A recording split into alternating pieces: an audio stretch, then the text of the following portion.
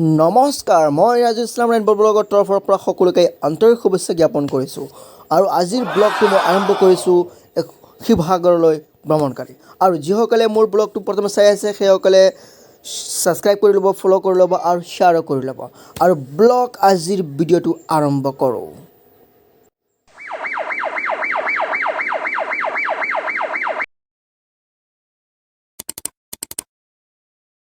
বহিছোঁ গাড়ীখনত সম্ৰাট জাহাংগীৰৰ দেউতাকৰ নিচিনা হৈ আৰু বহি এনেকুৱা এতিয়া মানে বৰিং ফিল কৰি আছিলোঁ। অপেক্ষাৰ অন্তত এখন বাছ যদি পালোঁ, সেই বাছেৰে আমি হোজাইলৈ গৈ আছোঁ নীলবাগানৰ পৰা।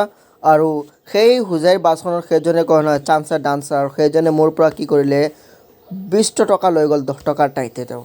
আৰু টোপনিও আহিছিল সেই সময়ত একদম বহুতো। আৰু মই লাহে লাহে এনেকুৱা গৈ হোজাইখন লাহে লাহে পালোঁ। A few moments later. ৰ'বা হোজাই টাউনখনৰ কথা মই পাহৰা নাই। 6 বজাৰ সময়তে হোজাই টাউনখনৰ অৱস্থাখিনি কেনেকুৱা আছে। A few moments later. এয়া হোজাই ৰেল ষ্টেচনৰ কিছুমান দৃশ্য মই দেখুৱালোঁ। চাওক মানে হোজাই ৰেল ষ্টেচন সেই সময়ত সকলো মোৰ কাৰণে মোৰ নিচিনা আৰু যে সকলো তাতে অপেক্ষা কৰি আছে ট্ৰেইনখন আহিব আহিব আহিব বুলি, বুজিছা নাই। আৰু যিখন নিউ তিনিচুকীয়া এক্সপ্ৰেছখনৰ কাৰণে আমি সকলো অপেক্ষা কৰিছোঁ। আৰু পিছফালে চাচা চাচি সকলো মানে কি কৰি আছে যে তেওঁলোকৰ যি মন যায় আৰু এইখিনি কৰি আছে। কোনোবা বিড়ি চাৰ্গাত তামোল পাই আছে, বুজিছা নাই। কোনোবা আকৌ আছে ছোৱালী দুজনী দেখাৰ লগে লগে হাঁ কৰি সেইকেইজনীৰ ফালে চাই আছে। এনেকুৱা মানে মজা চাই মজা কৰি মানে আৰু চাই গ'লোঁ। আৰু মই তেওঁলোকৰ লগত অলপ সংগী হৈ গ'লোঁ, বুজিছা নাই, কিছুমান বস্তু দেখাৰ কাৰণে। আৰু কাৰণ সেই মানুহসকলে এণ্টাৰটেইনমেণ্টখিনি দেখিলোঁ আৰু ভাবিলোঁ আমি সেই যাত্ৰাখিনি আৰম্ভ কৰোঁ। আৰু এয়া চাওক আমাৰ কিছুমান যে শিয়াল মামা, এই যে মোৰ ভাইটি, বুজিছা নাই, একদম জাক্কাছ আৰু তাৰ মন যায় যি এইখিনি কৰি আছে। চাওক কাৰণে লম্বা চুলি, কাটি চুলি, বেটি চুলি। ৰুক এই ট্ৰেইনখন ৰখি আছে দেখোন, ৰখি আছে। ৰুক ভাই ৰুক। বাপ ৰে বাপ, ইমান গেডাৰিং গাড়ীখনৰ ভিতৰতে আজি বৰবাদ হৈ যাম যে এনেকুৱা অৱস্থা লাগি আছে। বাপ ৰে বাপ, চাওক মানুহৰ অৱস্থা। চিট এখন নাপালোঁ। এই জমিদাৰ চাপ চিটত বহিলে। এয়া চাওক আমাৰ টাংৰা মামা, লোক ভাই, বুজিছা নাই, গজব কৰি দিলে। এনেকুৱা কৰিব নালাগিছিল মোৰ লগত। যাই হওক মানে এয়া চাওক আৰু এনেকুৱা গৰম আৰু মূলৰ খেজুতি উঠি গৈছে। উকনি বুজা সকলোখিনি মূৰত আছে। আৰু সেইকেইজনৰ মোৰ লগত বহুত ভাল বন্ধু। আল্লাহ কে নাম পে দে দে বাবা, এইজনৰ মানে ভিখাৰী মানুহ, তেওঁ কৈ আছে তেওঁৰ লগতে আমি অলপ সংগী হওঁ, আমিন বুলি কওঁ এটা। অলপ চিট এখন পালোঁ ওপৰৰ যদি, অলপ কষ্টৰ মাজতে, বুজা নাই, বহুত কষ্ট কৰি পালোঁ চিট এজন। মোৰ লগত এজন মোৰ গাঁৱৰ এজন সংগী পাই গ'লোঁ। তেওঁৰ লগত অলপ আলাপ আলোচনা কৰিলোঁ। আৰু তেওঁ বহুত আলাপ আলোচনা কৰিলোঁ। তো মাত্ৰতে সুধিলোঁ কি ক'ত যাব আৰু কি কৰিব। এইখিনিৰ মাজতে তেওঁ ইমান বৰিং। আৰু চাওক মানে তেওঁৰ মুখেৰ ফালে চালে গম পোৱা যায় ইমান বৰিং মানে। আৰু ইয়াৰ মাজত মানে আৰু কিছুমান দেখি পাইছোঁ আপোনালোকে চাওক। এই দুইজনে মানে এই সৰ্বনাশ আৰু কি কৰি আছে তেওঁলোকে। আৰু আমাৰ চিগাৰেট খোৱা দুই বন্ধু বাই আৰু, বুজিছা নে, চাওক তেওঁলোকে চিগাৰেট নোপোৱাৰ কাৰণে টোপনি আহি গ'ল দুইজনক। আৰু ইয়াতে চাওক এজনে তেওঁ যদি 50 টকা দিছে, যদিও এজন ভিখাৰীক 50 টকা দি পেলাই মহানাটৰ সকলোৰে সময়তে দেখুৱালে, আকৌ পিছত কৈ আছে যে এইবিলাকতো এটা বিজনেছ কৰি আছে, ব্যৱসায়, এইবিলাকৰ পৰা সদায় দূৰত থাকিব লাগে। মোৰ পেহী আহি গ'ল। টিকেটখনতো পকেটত আছে নেকি, ওলাই লওঁ চাওঁ। টিকেটখন সকলোক ধৰি আছে। কোনোবা পেহীজন কিন্তু বৰ সাংঘাতিক পেহী, কিন্তু তেওঁ মানে ফটককৈ ফচাই দিয়ে আৰু কাৰ 2-3জনক বাছটো ঢুকাই দিলে। আৰু মানে ইমান বাছ ঢুকালে আৰু কি কওঁ, মানে একদম বৰবাদ কৰি দিলে। আৰু মই টিকেটখন দিয়াৰ কাৰণে সাজু হৈ গ'লোঁ। আৰু তেওঁ ভাবিলোঁ টিকেটখন দেখুৱাই দিওঁ। আৰু পেহীকতো টিকেটখন দিয়াৰ পিছত পেহীয়েতো যি বাছ ঢুকালে। আৰু মোৰ এইখন দিলোঁ মাজতে।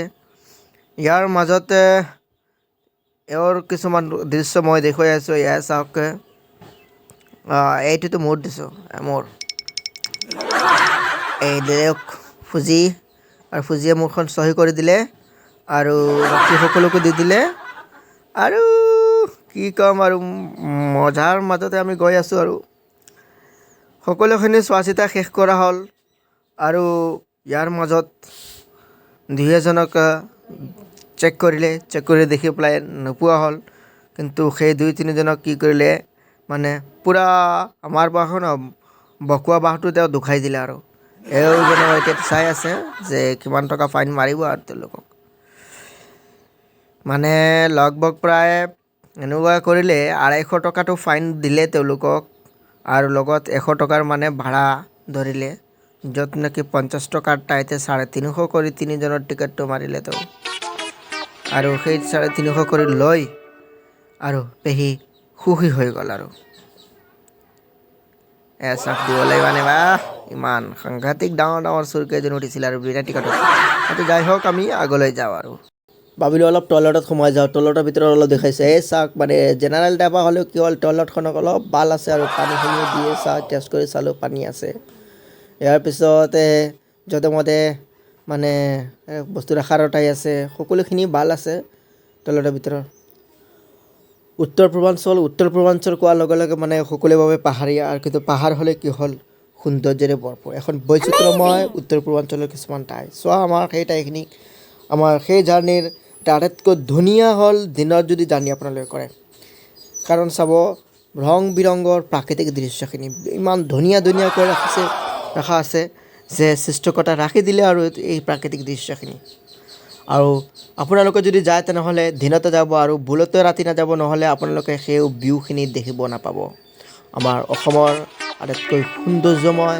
কিছুমান প্ৰাকৃতিক দৃশ্যখিনি আৰু প্ৰাকৃতিক দৃশ্যখিনি ইমান সুন্দৰ যে যিখিনিক আমি কেতিয়াও পাহৰি যোৱাৰ নিচিনা নহয় ইমান সৌন্দৰ্য অলপ ট্ৰেইনখন ৰখাই আছে দেখোন এয়া চাওক আজব দুনিয়াৰ গজব যে মানুহ ট্ৰেইনখন ৰখাওঁতে বুজিছে সকলোখিনি ৰাখিলে এইফালে ট্ৰেইন আহি আছে হৰণ দি আছে তেওঁলোকে বুজি নাপায় ইমান চেৰ বাখৰ কৰাৰ মাজতে দৌৰি আহিছে সুধিছে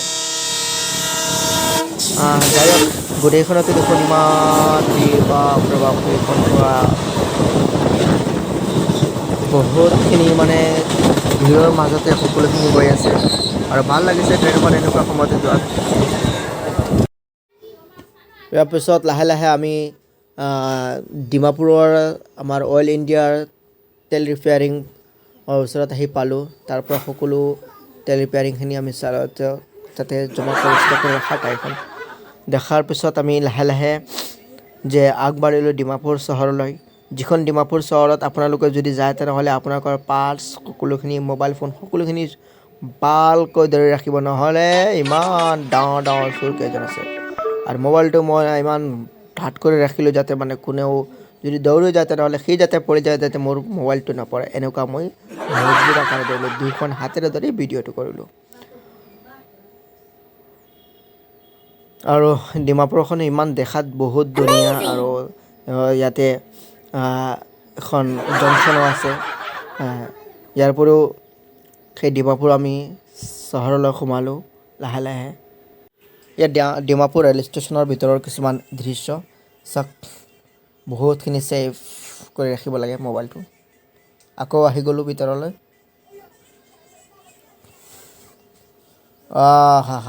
ভাই ইমান আৰামত টোপনি দি আছে চাওক ইমান তেওঁ এবাৰ মোৰ লগত হাহা নাই বহুত কষ্ট কৰি তেওঁ জাৰ্ণি কৰি আছে চাওক পিছত মোৰ বৰিং হৈ কি কৰিলোঁ খিৰিকীৰ ওচৰলৈ আহি গ'লোঁ আহি পেলাই মুকলি বতাহখিনি খোৱাৰ লগতে তাৰ কিছুমান মই দৃশ্যখিনি আপোনালোকক চাবলৈ মই যে পাহৰা নাই আপোনালোকে সেই দৃশ্যখিনিক আপোনালোকক চোৱাৰ কাৰণে মই আকৌ সেই দৰজাৰ ওচৰলৈ আহিলোঁ আৰু ট্ৰেইনখনকে দেখুৱাই আছোঁ এখন ট্ৰেইন তাতে ৰৈ আছে আৰু দুয়োখনৰ মাজতে আমাৰ যে ঘূৰা ফিৰাখিনি আমাৰ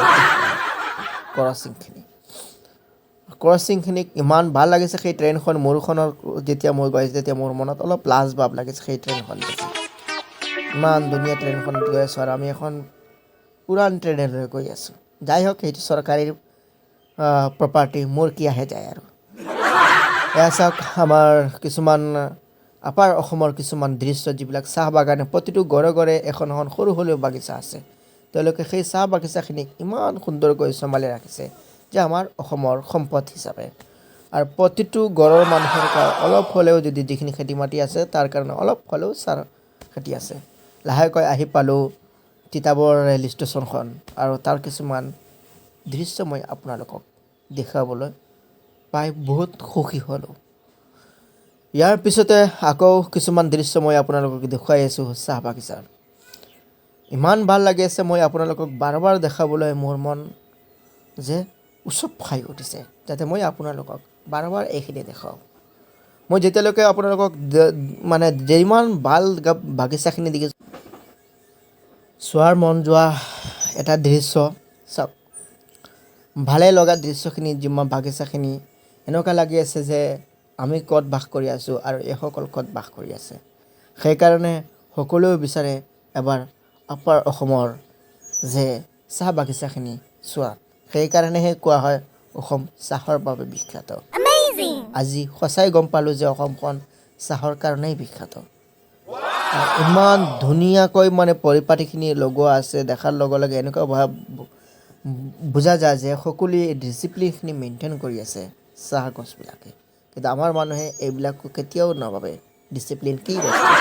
যাই হওক, সেইটো মোৰ কথা নহয়। আমি ভাবিছোঁ চাওক মানে যে এই কথাখিনি মই আপোনালোকক দেখুৱাই পেলাই মোৰ মনত শান্তি অনুভৱ কৰি আছোঁ। যাই হওক, মোৰ প্ৰথমটো জাৰ্ণি বহুত লং জাৰ্ণি, প্ৰায় 12 ঘণ্টাৰ জাৰ্ণিটোক মই আপোনালোকক দেখুৱাই আছোঁ। আৰু ট্ৰেইনখনে 6 ঘণ্টা ঠাইত 12 ঘণ্টা নি লৈ ল'লে মোৰ পৰা, আৰু মোৰ বৰ দুখ যেন অনুভৱ কৰিলোঁ।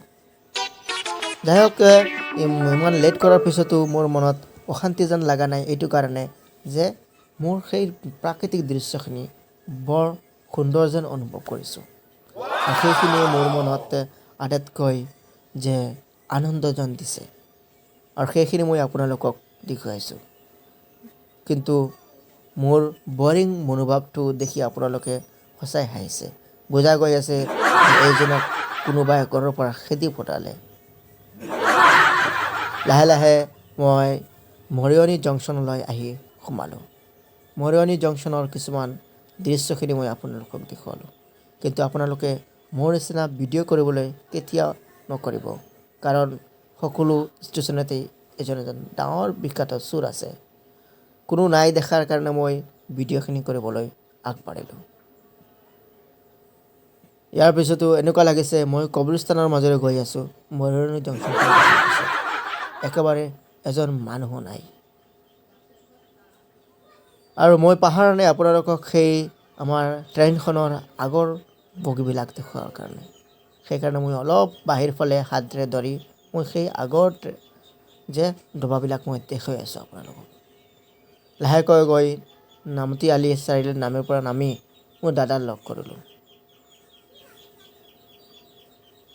দাদাজন এনেকুৱা বহিছে যে তেওঁক বুজা যায় যে কোনোবা লগত তেওঁ খং কৰি বহিছে। তেওঁৰ মুখখন দেখি হাঁহিবলৈ তেওঁৰ অলপো দ্বিধাবোধ নাই। 2-3 বাৰ সুধিলোঁ তো ক'ত যাব, কিন্তু মুখৰ পৰা মাত নোলালে।